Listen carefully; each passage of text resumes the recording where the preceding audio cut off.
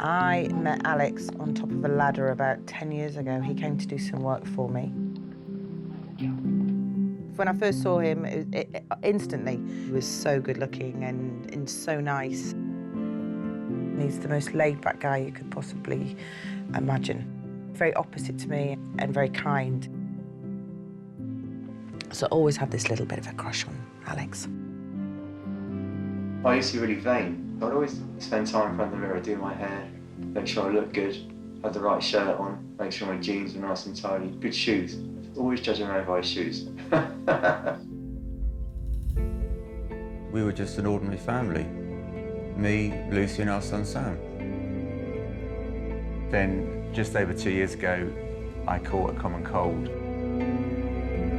It was to change the course of my life overnight. People saw that I'd lost parts of my body, but what people couldn't see was the incredible impact that it had on my family life. You know, Sam is scared of Alex's face. It's not really hard for me to see. He knows that I don't look right. I could see it in his eyes. It was just like, what's happened? You know, before I fell ill, we were miles apart. He has to work as hard as this relationship as he did before, because I am certainly not going to feel sorry for him.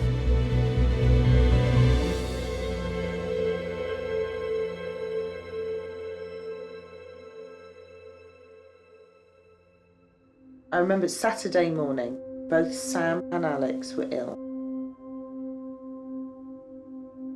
Alex just opened up the door and his eyes were popping out of his head and he didn't have his top on and his whole top half was just purple. Literally, it was happening in front of me. He was going purple. You know, he was shivering. He didn't really know if I was there or not. He was like going unconscious. I didn't know what this was. You know, for me, he had the flu. Ambulance emergency, tell me exactly what's happened. My husband's body is full of it's just rash, it just looks a state. He's had the worst headache for like 2 or 3 days, like a crippling headache. He's been vomiting, has he? Yeah, and he can't urine, and it's just blood coming out. He's just aching. Okay, well, we are organising help for you. Stay on the line and I'll tell you exactly what to do next, okay? Okay. The paramedics were in our kitchen and they put him in the seat and they couldn't get any blood or anything out of him or do anything because his veins were shutting down. You've never seen anything. I've never seen anything like it. It just didn't contemplate to me that this was this serious. When we got into the ambulance and they sort of get him some penicillin, I was thinking, yeah, God, he's going to be okay now. It's, you know, he's in safe hands now. Alex's flu-like symptoms were caused by a common bacteria normally found harmlessly on the surface of the skin. In an extraordinarily rare case, streptococcal strand A, or toxic shock syndrome, had entered Alex's body and was attacking it from within. The doctor came in and sat with us and told us that he had strep A. I didn't even know strep A existed. Didn't even know what strep A was, didn't have a clue. Everything was dying, all his toes were dying, all his fingertips were dying, all his earlobes, his nose.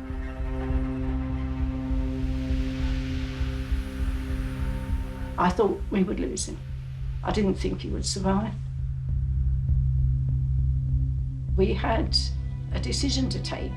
The surgeon said the left arm was going to kill him if it wasn't removed. So I gave the approval for the left arm. And she hurriedly spoke on and said, and following the arm, we're going to have to take both legs. And she then said, and I'll do my best with the right arm. She worked on his right arm and she worked hard on that with the hand, but the arm has to go.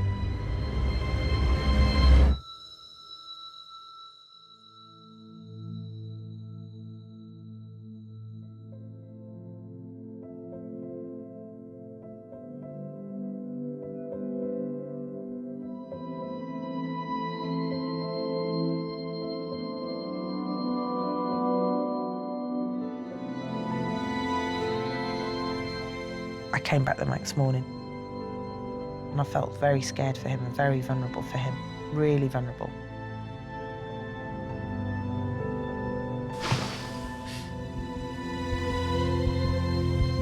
You know, I can recall waking up and I can recall the pain.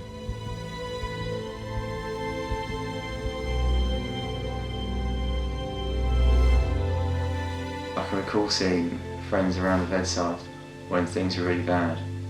When you're on life support and you're in a coma, you have no idea what's going on. You have no concept of what's happening. And no one's going to tell you, well, we think you're dying. And I can recall the pain of like, God, that is really real, you know. My legs have gone. They called me in and they were going to take him off his ventilator slightly to see if he had brain damage. And all these consultants, all these nurses around me, and they said, would you ask him a question that he can shake his head out that only you two would know.